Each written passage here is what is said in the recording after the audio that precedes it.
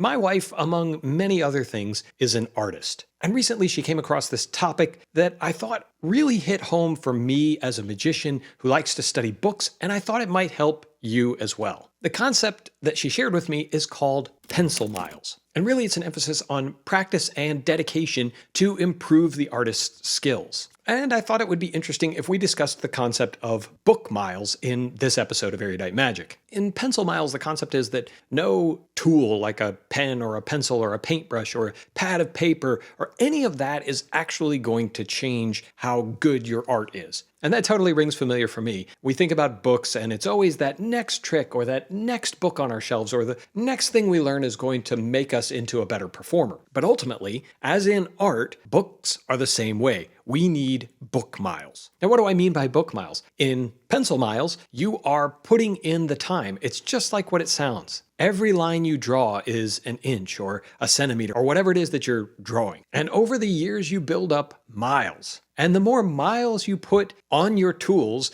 actually doing the thing that you want to get better at, surprise, surprise, the better you get. And the same thing can be applied to our reading. Since you're watching this channel, I know you probably love magic books as much as I do. And if you're like me, you probably don't learn as much from your books as you'd like to. But there's a way past that. And that is by putting in the reading miles. Every time you read a word or a sentence or a paragraph, you're putting in more inches, crawling your way towards book miles. But you might be asking yourself, why are books so important? Well, unlike downloads, I feel that books are repositories of knowledge, containing techniques, theories, and historical perspectives that you just don't always get in other mediums. All of these things that a book can provide are crucial for growth. Not only that, but when you read a book, which usually has a lot more material in it than a download, you're exposing yourself to new styles, approaches, and philosophies that will help make you a better rounded magician. Which means, especially early on, you really want to go for that holistic picture. Buy books on every subject that you think interests you. Only time and the book miles that you put into these books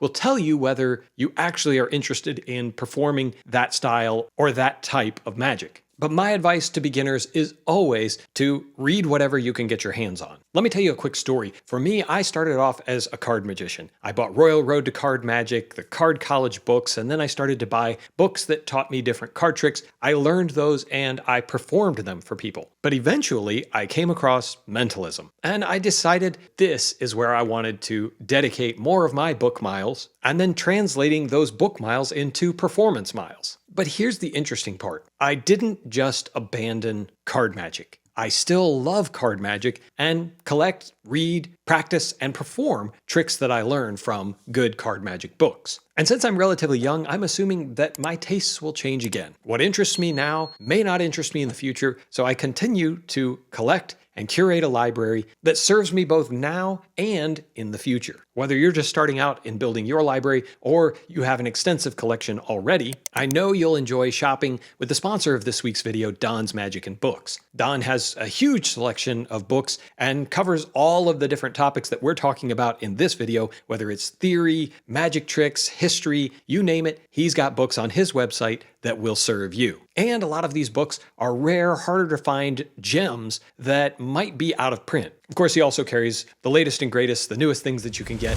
and everything is at an extremely fair and reasonable price. And if great selection and reasonable prices aren't enough, he also offers free shipping if you meet basic minimum thresholds within the United States. Don's a great guy, a personal friend, and a fellow book lover, so if you haven't already, shop with him this week via the link I'll drop down in the description below. Let him help you get in some of your magic book miles. If you're looking for practical tips on how to get those book miles on your journey into magic, let me offer you a few key points that have really helped me. The first thing is to strike hard while the iron is hot. If you get a new book or you look at a book on your shelf and you're thinking that sounds kind of interesting, stop what you're doing, pick it up, and just start reading. It doesn't really matter how long you read because just like exercise, going for a walk, a short one even, is better than not going for a walk. Reading, even for a small amount of time, is better than not reading at all. And like most muscles, the more you do it, the more you'll feel like doing it. The other key point is while you're reading to interact with what you're reading. Yes, I know it will technically slow down your book miles. However, it means that each one of those book miles is way more effective and gets you further than it would if you're just flying through the material. What do I mean by interacting with it? There are two key ways that I see that have helped me to learn the material and aid in my journey. The first is if you read a trick that you think sounds interesting, stop what you're doing, get the materials to perform the trick, or if you need to assemble something, just do it. Because you might find that by putting in the work, you're going to be more interested in pursuing this trick further. Or if you just walk through the trick, say it's a card trick with cards in hand, you'll get a feel for whether or not this is going to work for you. The second key way that you can help yourself to interact with the book is to take some notes. I have discussed several times on this channel the importance of journaling, and I've even done a dedicated video to help you understand what are some effective things to journal about. And of course, the goal of all of this reading is to learn things and to put them into practice. So as you're reading, keep a list of things you want to practice,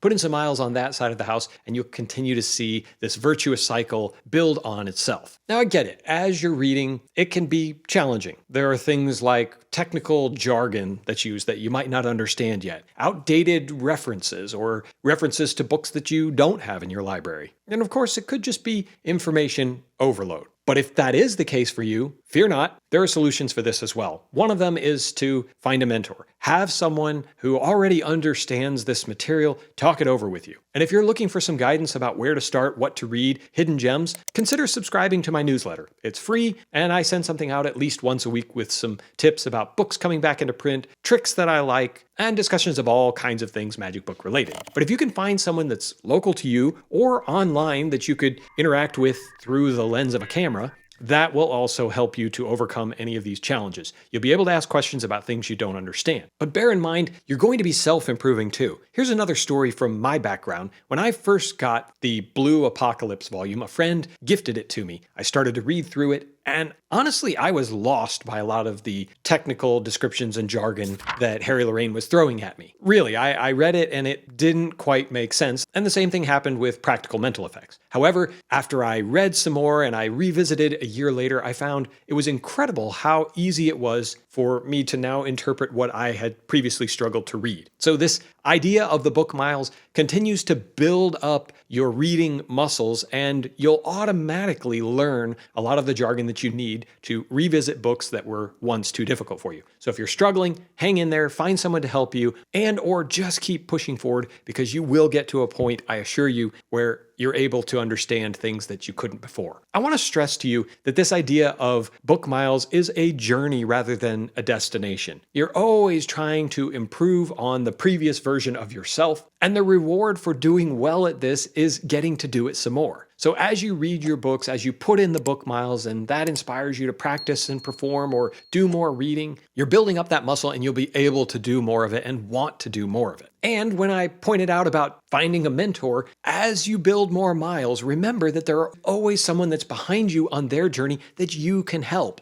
And science has taught us that by helping someone else, by teaching them what you're learning, it actually helps you cement those lessons for yourself. So try to find somebody in the local magic club, online, or just a friend that's getting into magic that you can help by sharing some of the things you're learning. Magic is a wonderfully collaborative art, and you and I, as erudite magicians, ones that like to read, can help usher in new magicians who also like to read magic books. I firmly believe that putting in book miles is one of the best paths forward for the magician who wants to learn from magic books. Books that are rich with all kinds of information, hidden gems, waiting for you to discover them. There's a lot of growth and potential out there for you, and I'm excited for you to continue down this journey of magic books. I feel that there are endless possibilities for those who want to embark on reading through magic literature. So read far, read wide, and if you want some best practices on how to journal, I've made this video for you to check out. As always, my friends,